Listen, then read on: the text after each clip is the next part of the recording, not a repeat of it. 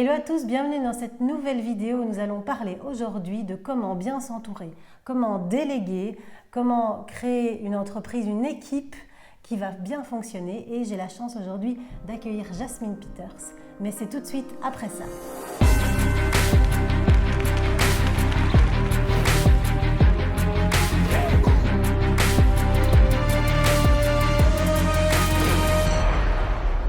Alors bonjour Jasmine. Bonjour à tous, bonjour Sandrine, merci de ton accueil. Avec grand plaisir, c'est moi qui suis honorée de t'accueillir parce qu'on va parler d'un sujet super important aujourd'hui quand on crée son activité, parce que qu'on commence seul ou à plusieurs, il y a un moment donné quand on veut que ça grandisse, il faut qu'on puisse bien s'entourer. Donc on va parler de ça aujourd'hui, bien s'entourer, déléguer. Tout à fait. Et toi tu es la personne qui aide les entreprises ou les chefs d'entreprise, les entrepreneurs à créer des entreprises autonomes. Donc déjà, moi, je voulais te demander que tu te présentes et que tu nous expliques, voilà, c'est quoi cette manière de travailler que tu as, comment est-ce que tu aides ces entreprises? Alors, donc Jasmine Peters, je suis chef d'entreprise libre. Oui, j'ai la liberté de pouvoir faire ce que j'aime à côté de mon entreprise et je souhaite amener effectivement au travers du coaching et d'accompagnement et de consultance des chefs d'entreprise à devenir aussi libres, déjà à définir pour eux ce que c'est leur liberté. Ça c'est important, c'est la première chose. On choisit les termes de leur liberté et à partir de là, on vient constituer une équipe ou si elle est déjà constituée, on vient en tout cas donner une impulsion d'autonomie à chaque membre de l'équipe. Voilà. Avec une stratégie d'entreprise également. Il faut une stratégie pour savoir où on doit aller, une direction pour la société. Donc ça c'est intéressant quand on se lance ou qu'on veut créer une entreprise, d'avoir déjà cette direction, cette stratégie. Comment est-ce que cette entreprise à un moment donné, soit elle s'arrête, soit elle va se poursuivre et être léguée quelque part à une équipe, à d'autres personnes. Et donc on réfléchit déjà à long terme. Oui. C'est ça qui est intéressant avec ton approche. Oui, alors c'est important effectivement quand on apporte une plus-value au travers de services ou de produits, de se dire qu'un jour, voilà, on n'est pas immortel et donc cette société doit pouvoir continuer, perdurer pour continuer à apporter une plus-value auprès de ses clients. Et aujourd'hui, on a tendance toujours à attendre un peu la dernière minute avant d'y réfléchir. Et là, c'est de se dire, non, aujourd'hui j'ai une société qui fonctionne, qui apporte une plus-value. Comment je fais avec une équipe pour déjà me dégager du temps et encore développer peut-être autour d'autres services ou d'autres produits par rapport à ce que l'on offre. Donc ça, c'est important, effectivement. Et bien s'entourer, ce n'est pas uniquement avec des collaborateurs, des salariés, ça peut être aussi avec des partenaires indépendants. Tout à fait. Donc ça, c'est important, effectivement. C'est, comme tu dis, d'avoir cette vision déjà fort portée sur l'avenir. De se dire aussi que ce n'est pas parce qu'on crée une activité qu'on ne peut pas en créer d'autres à côté. Exactement, tout à fait. Donc voilà, on a une vision ici qui est multipotentielle, multi-entreprise, et donc qui élargit très fort cette vision. Donc moi j'apprécie beaucoup aussi cette vision de Jasmine. Alors comment est-ce qu'on fait pour bien s'entourer? Quelles sont les personnes à choisir? Est-ce qu'il y a des trucs, des astuces que toi tu préconises? Oui, alors déjà si aujourd'hui il n'y a pas d'équipe et vous devez engager demain, il est évident de se dire qu'on a le monde de l'entreprise et le monde de l'entreprise, souvent on engage sur des compétences, sur des aptitudes en fait. On se dit tiens voilà, je cherche tel profil et on demande parfois que ces personnes ont même de l'expérience pour pouvoir se présenter à un entretien d'embauche. Et bien souvent, moi je travaille différemment, c'est qu'il faut plutôt engager sur l'attitude. C'est-à-dire se dire, aujourd'hui j'ai une identité de l'entreprise, j'ai cette image que je veux faire véhiculer et respirer, que le leader d'ailleurs respire. C'est vraiment son identité et l'identité qu'il a envie de faire perdurer dans le temps. Eh bien, c'est d'engager les gens qui répondent à cette attitude de l'équipe déjà mise en place ou en tout cas de l'attitude par rapport à l'identité. C'est d'aller chercher les talents chez chacune de ces personnes. Certes, oui, effectivement, il faut des compétences. Les compétences, ça s'apprend. L'attitude, ça ne s'apprend pas. On reste comme on est en fait. On n'arrive pas à changer les gens. Donc, on peut les faire évoluer, certes, mais si l'attitude au départ ne correspond pas à l'identité, même si elle a toutes les compétences inimaginables, il vaut mieux pas l'engager. Ouais. Donc attitude plutôt que aptitude. C'est ça, exactement. Tout à fait. Et puis ce qui est intéressant dans le monde de l'entreprise et de l'entrepreneuriat, comme on côtoie beaucoup ces personnes-là, c'est aussi de passer cette barrière psychologique de je ne reste pas seule ou avec mon associé, mon collaborateur, ma collaboratrice, je ne reste pas seule et quelque part je commence à confier le bébé, faire confiance à d'autres personnes. Hein, c'est comme s'il y avait un seuil à passer. Qu'est-ce que tu conseilles ou comment est-ce que tu t'y prends Alors souvent donc, on commence par déjà déterminer je dirais ce que le chef, le leader en tout cas d'entreprise aime faire et n'aime pas faire.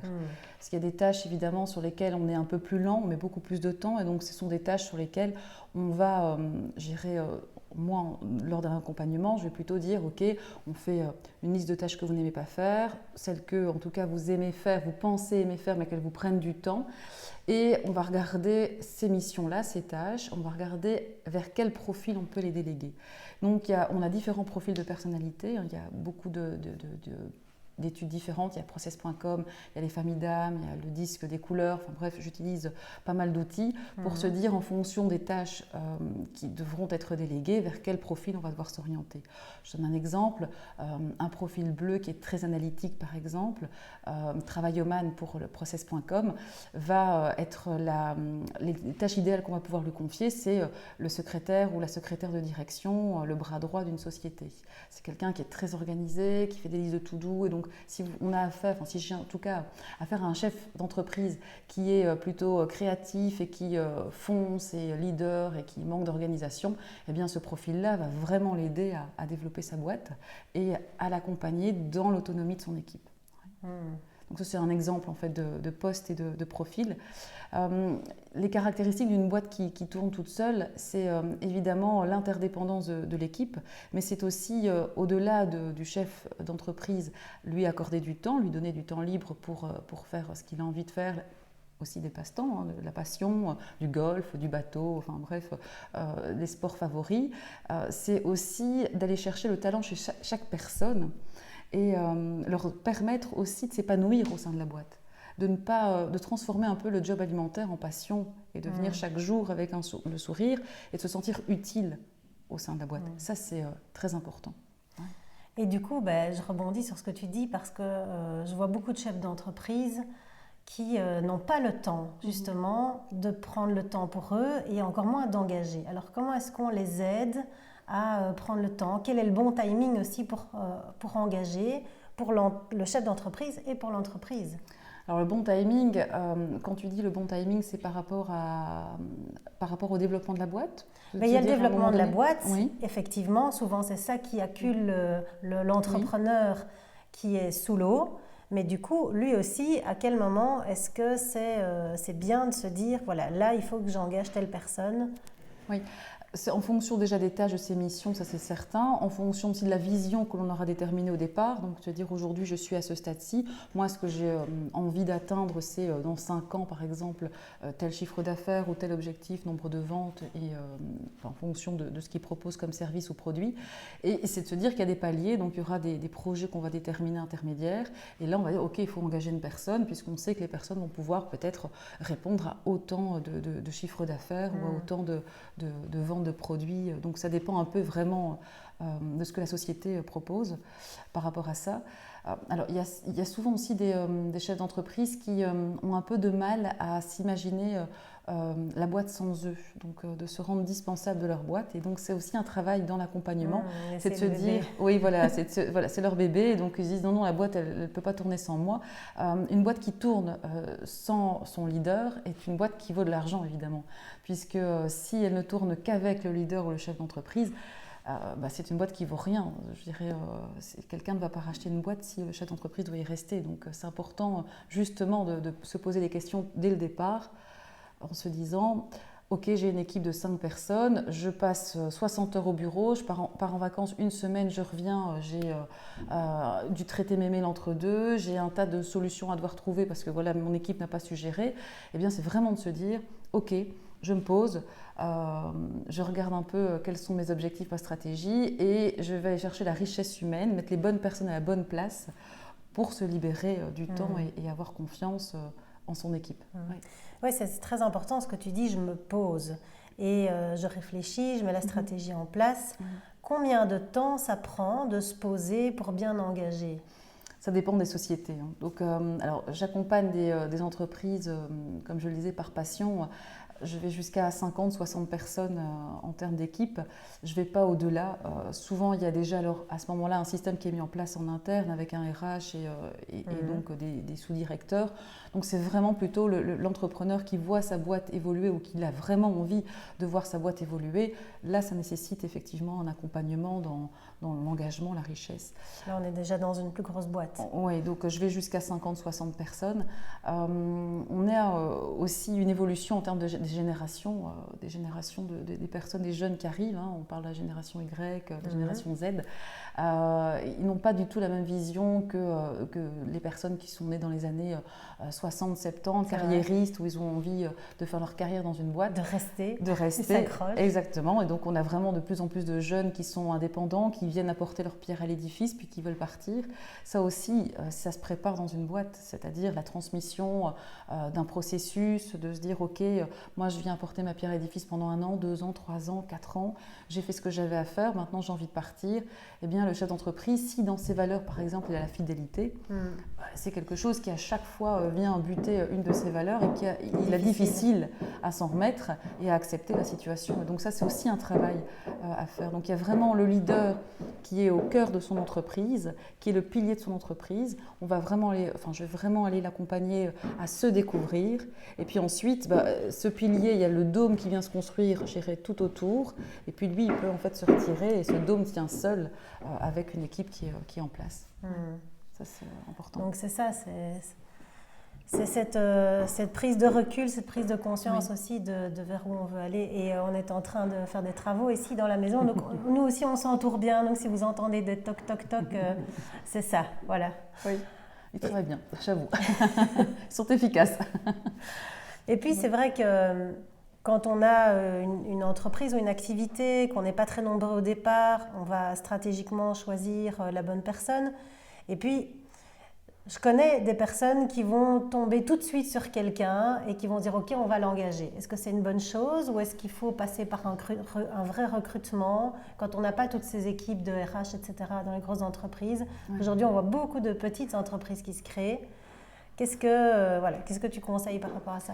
Alors, je conseille honnêtement d'avoir un bon système de questionnaire au moment de l'embauche. Donc ça aussi, je fournis aux chefs d'entreprise qui souhaitent être accompagnés. Je peux assister aussi à des embauches, mais je n'ai pas la casquette d'RH indépendante et consultante RH. Je suis plutôt vraiment dans l'accompagnement de rendre autonome aussi le chef d'entreprise. Et donc, il y a effectivement toute une série de questions pour aller chercher l'attitude de la personne. Je réinsiste vraiment sur l'attitude et pas ses compétences, de voir si ça peut coller, déjà d'analyser le profil de la personne qu'on a face à soi. Donc ça, c'est en amont, en fonction des tâches qu'elle va devoir exécuter, quel type de profil j'ai besoin. Et ensuite, c'est d'aller chercher et de voir si j'ai bien le bon profil face à moi. Ça dure, un entretien d'embauche, ça peut durer un quart d'heure, ça peut durer une demi-heure, 1 heure. Et je suis sûre et certaine que les chefs d'entreprise l'ont déjà vécu.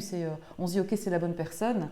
Sur une demi-heure, on ne peut pas connaître la personne, sa façon dont elle va réagir et est-ce qu'elle va réellement coller avec le reste de l'équipe. Eh bien, au travers de ces questions, il y a possibilité déjà de savoir si la personne va être la personne adéquate pour les missions qu'on va lui confier. Vraiment. Donc, on détermine de quoi on a besoin, quelles sont les tâches qui manquent, qu'est-ce que j'aime faire, qu'est-ce que j'aime pas faire et qu'est-ce que je veux déléguer. C'est ça. Donc là, je fais une fiche de poste en fait, job description comme ils disent aux États-Unis. Donc, fiche de poste la plus précise possible. Tout à fait. Là, je vais envoyer ça à l'univers, dans le monde extérieur. Exactement. Et puis, je vais récolter des personnes qui sont intéressées de faire ce job, qui ont les aptitudes. Et je vais aller vérifier s'il y a l'attitude derrière. Ça, c'est ce que tu disais. Tout à fait. Alors, l'aptitude, à nouveau, c'est pas une nécessité. En tout cas, je ne conseille pas d'engager sur l'aptitude. Donc, par exemple, dans le monde, dans l'entreprise dans lequel je travaille chaque jour, je m'amuse chaque jour, c'est l'immobilier. Quand j'engage quelqu'un, je ne cherche pas forcément quelqu'un qui a été orienté au niveau des études immobilières ou autre chose. Je vais plutôt me dire, peu importe, elle envoie son CV, j'ouvre à toutes les personnes et en fonction des CV que je vais recevoir, je vais déjà analyser évidemment le profil de la personne au travers de ses passions, de ce qu'elle aime faire, de la manière dont c'est présenté Je disais tout à l'heure, secrétaire de direction, c'est un analytique, un bleu, c'est génial. Si j'ai un CV qui est bien structuré, je veux dire, cette personne, voilà, c'est top, sa lettre de motivation est très bien structurée, ça correspond à ce profil-là. Si j'ai plutôt besoin d'un commercial, je vais avoir plutôt besoin d'un profil jaune. Alors tous ces profils, je ne rentre pas dans les détails, mais évidemment on peut me contacter pour avoir plus de renseignements par rapport à ces profils. Un profil jaune, c'est quelqu'un qui est très extraverti, qui aime beaucoup parler, qui s'intéresse aux autres, qui écoute les autres, qui sait écouter les autres. Bien même chose dans un CV, quelqu'un qui va commencer à raconter une expérience personnelle vécue dans une ancienne entreprise, eh bien ça va être le profil qui va correspondre aussi pour être commercial par exemple. Oui. C'est vraiment, en fonction des profils, on analyse déjà le CV que l'on reçoit et la lettre de motivation qui nous permet de faire un tri avant d'avoir un contact en présentiel. Alors, ce qui est pas mal aussi, en fonction du type de profil qu'on cherche et de l'entreprise, la taille de l'entreprise, c'est d'avoir aussi un contact téléphonique juste avant. Quand on prend le rendez-vous, déjà avoir quelques questions et d'échanger avant et on sait déjà si ça colle ou pas. Alors aujourd'hui, on le sait, on peut rencontrer les gens en présentiel, mais on peut aussi interagir en ligne, puisqu'on a tous ces moyens technologiques. Nous, c'est comme ça qu'on fonctionne souvent. On lance des candidatures sur le web et puis on envoie les questionnaires, comme tu expliquais. Et puis après, il y a une rencontre qui peut se faire sur le web. Ça permet aussi de pouvoir rencontrer des gens, de travailler avec des gens qui sont même très très loin. Tout à fait. Qu'est-ce que tu en penses? Ce que j'en pense, c'est à partir du moment où c'est toujours un travail qui va se faire à distance et en ligne, donc des missions qui peuvent être déléguées, mais voilà, on n'a pas besoin que la personne soit en présentiel. Il n'y a aucun souci. Ça peut poser problème si à un moment donné, ces personnes doivent intégrer une équipe en présentiel. Parce qu'une personne qui travaille et où on est en ligne, on n'a pas le ressenti, on n'a pas le côté énergétique de la personne.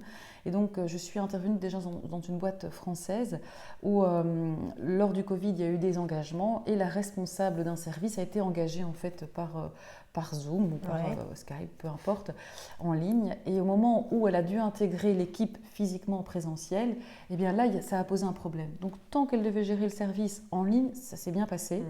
Au moment où tout le monde est revenu au bureau et ça s'est passé donc du coup en présentiel, les réunions, ils ont eu un souci.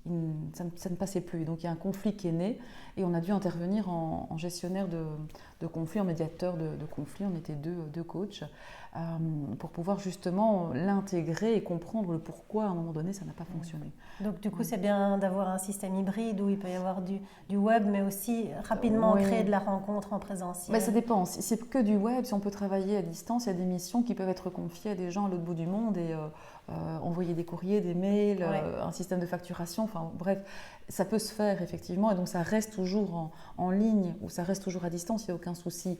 Mais c'est vraiment de se dire à un moment donné, si on a quelqu'un qui travaille en ligne mais qui à un moment donné va devoir intégrer une équipe et travailler, c'est pas se voir une fois par an pour se dire qu'on passe un moment tous ensemble, mais vraiment travailler chaque jour et plusieurs heures avec une équipe, il vaut mieux à ce moment-là rencontrer la personne quand même et la recevoir dans les lieux où elle va travailler. Oui, c'est ça. Et puis de la faire rencontrer les autres partenaires. Exactement, aussi. Tout à fait. Oui.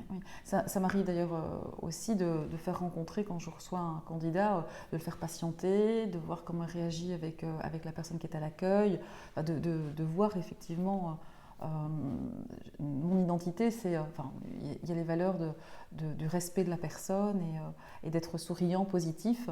Et donc je vois tout de suite si la personne est plutôt introvertie dans son coin ou si elle va un peu regarder ce qui se passe dans la salle d'attente et ce qui se passe auprès de ses futurs collègues. Eh bien voilà, c'est positif pour moi. J'ai besoin que ces personnes sont en termes de relationnel, qu'ils aiment le contact. Voilà, cherchez le mot. Donc c'est ça qui est important quand vous allez agrandir votre équipe ou juste déjà trouver un premier collaborateur, une première collaboratrice. Ce que tu disais, c'est qu'il y a les aptitudes, il y a l'attitude, il y a le verbal, il y a le non-verbal.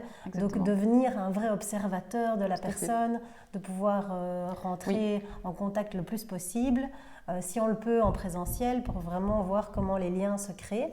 Et puis il y a aussi toute cette question de est-ce que j'engage directement à temps plein? Est-ce que je peux engager à temps partiel?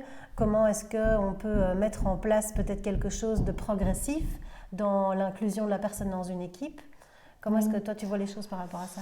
Ça dépend aussi effectivement des missions à déléguer et quelle est la fréquence de cette mission. Ça c'est sûr que c'est très difficile à dire, c'est au cas par cas en fonction de ce que la personne a besoin, le chef d'entreprise a besoin. Oui, je ne sais pas, j'ai pas... c'est vraiment au cas par cas.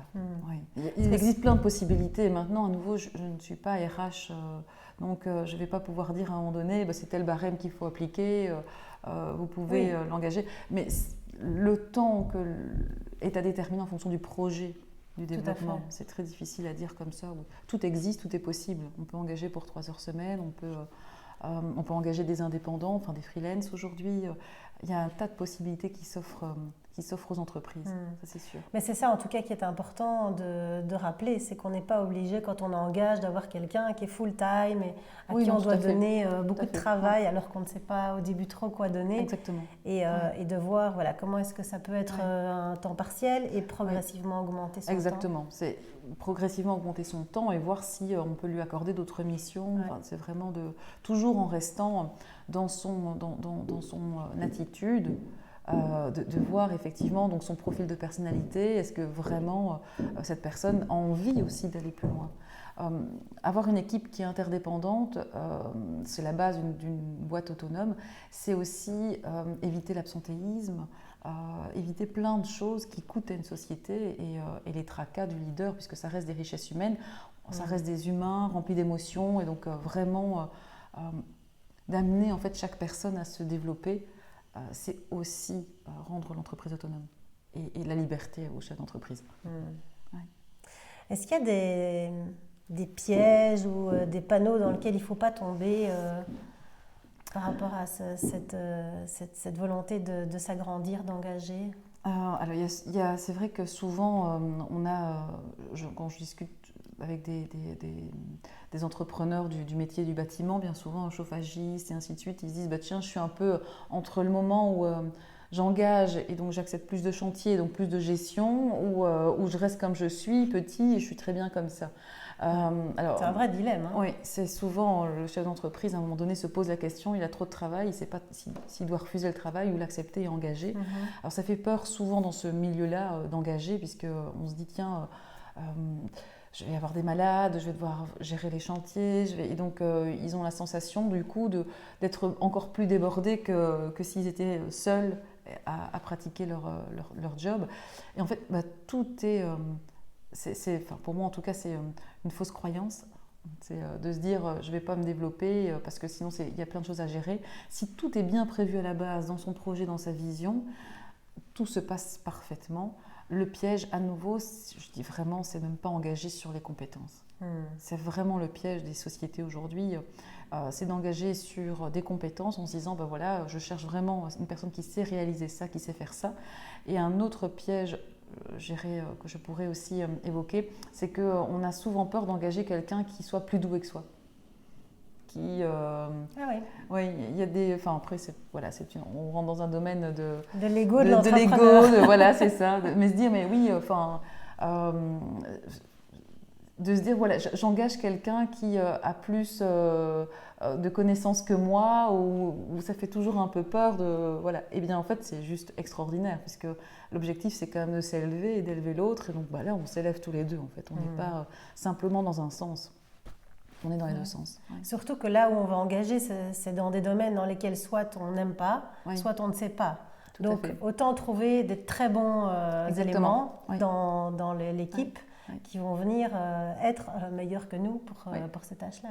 C'est de la complémentarité, effectivement. Exactement. C'est de l'interdépendance. C'est vraiment de se dire l'interdépendance. On est tous indépendants dans nos fonctions, dans nos tâches, mais on travaille tous ensemble, en fait comme une chaîne, les maillons d'une chaîne, on travaille tous ensemble pour faire avancer le bateau qui est l'entreprise vers un objectif bien fixe et bien déterminé. Il y a, je pense à quelque chose dont on n'a pas, tout à l'heure je voulais aussi évoquer, c'était, on a eu des sociétés hiérarchiques, on a encore très peu, on n'en a plus beaucoup, mais ça existe encore, des sociétés hiérarchiques, comme avant, où vous voyez son patron ou le chef d'entreprise demande à être vouvoyé pour être respecté. Et donc tout ça, ça a un peu évolué avec le temps aussi, avec les nouvelles générations qui arrivent. On arrive dans des sociétés participatives. Et les sociétés participatives, au lieu d'être verticales, elles sont horizontales. Et le chef d'entreprise, à un moment donné, il n'arrive plus à s'y retrouver quand il y a un conflit ou à remettre l'église au milieu du village, comme le dit la citation, enfin le proverbe, je sais pas. Et donc là aussi, il y a tout un travail à faire du chef d'entreprise, de pouvoir se positionner, reprendre sa place au sein de son entreprise et de pouvoir effectivement gérer les conflits. Ça, c'est aussi des choses que je partage en tant qu'accompagnatrice consultante. Donc c'est vrai que c'est tout un travail et ça vaut la peine de se faire accompagner pour faire grandir son équipe. Comme tu disais, il y a un peu l'ego de l'entrepreneur, c'est mon bébé. Est-ce que je vais encore avoir la même place ou garder ma place au sein de mon entreprise? Parce que toutes ces personnes, elles prennent leur place petit à petit. En tout cas, c'est ça qu'on souhaite. Oui, exactement. Qu'elles se développent, qu'elles s'amusent. Tout à fait. Comme tu disais, qu'elles viennent travailler avec passion. Et puis de voir aussi chaque ego dans l'équipe, comment ça fonctionne. Donc il y a beaucoup d'interactions, c'est vraiment un organisme vivant qu'on est en train de créer. Et donc c'est important d'être très conscient qu'on est en train de créer ça. Exactement. Beaucoup de chefs d'entreprise se considèrent chefs de leur entreprise. Alors, au travers de l'accompagnement, je fais comprendre qu'il y a, je disais tout à l'heure, le leader, sa place, son identité, ses valeurs, les valeurs de l'entreprise, le sens de l'entreprise, pourquoi elle existe, qu'est-ce qu'elle apporte à chaque personne, quelle est sa vision, sa stratégie à 5-10 ans où il veut arriver, et puis en fait d'aller chercher au sein de l'équipe déjà existante ou à l'extérieur une équipe interdépendante, à constituer une équipe interdépendante. C'est vraiment... et donc on ne crée plus une entreprise, on crée un écosystème qui est une société. Une société, c'est vraiment un groupement de personnes, si on regarde la définition, c'est un groupement de personnes qui avancent dans le même sens vers un objectif commun. Et ça, c'est important d'amener justement les membres de l'équipe vers cet objectif commun. Oui. Et donc, ça rend le chef d'entreprise libre. À vous de savoir si vous voulez devenir libre. Oui, c'est une très belle question. Et c'est vrai que toi, tu observes ça aujourd'hui. La nouvelle génération arrive dans le milieu du travail avec une vision complètement différente. Les entreprises s'organisent différemment. Est-ce qu'il y a un petit mot de la fin par rapport à ça où tu voudrais apporter encore un éclairage? Oui, le mot de la fin, c'est simplement de se dire, vous aujourd'hui, est-ce que vous vous considérez libre? Et si vous ne vous considérez pas libre, c'est de définir votre propre liberté pour que vous puissiez vous rendre compte que oui, la liberté est atteignable et c'est réalisable. Il suffit de me contacter. J'adore. Voilà. Merci Jasmine. Merci à toi. En tout cas, voilà, c'est passionnant de voir comment est-ce qu'on peut, de son idée, de son projet à la base, faire grandir tout ça, créer de la valeur, créer de la richesse, aussi bien matérielle que psychologique. Il n'y a rien de plus beau que de voir des gens qui travaillent ensemble, qui atteignent des résultats, qui attirent de l'abondance. Et qui sont heureux de venir travailler, de venir contribuer ensemble. Exactement. C'est comme une grande famille qui se crée. C'est une grande famille, effectivement. On passe parfois plus de temps sur son lieu de travail que chez soi. Et donc, c'est hyper important que chaque être humain se sente bien en fait, dans son entreprise. Et ça, en tout cas, c'est important pour moi aussi, ça c'est certain. Dans mon entreprise, j'ai bien envie que chaque personne vienne tous les jours avec le sourire et vienne vraiment se dire « j'apporte quelque chose à l'entreprise et l'entreprise m'apporte quelque chose également ». Donc voilà, si vous êtes sur le point d'engager ou vous avez besoin d'engager, de vous entourer, posez-vous la question, est-ce que vous voulez être libre, rester libre? Et puis tenez-nous au courant si nous on peut vous aider dans cette démarche-là. Et puis on va vous le mettre aussi en dessous de la vidéo, comment vous pouvez rejoindre Jasmine pour qu'elle vienne aussi vous aider, vous accompagner dans cette grande mission. Voilà, j'espère que cette vidéo vous a plu, vous a intéressé. Alors si elle peut aider d'autres personnes, partagez-la. Et puis on sera très heureux de vous retrouver dans une prochaine vidéo pour un nouveau contenu. Merci. Bye, à bientôt. À bientôt.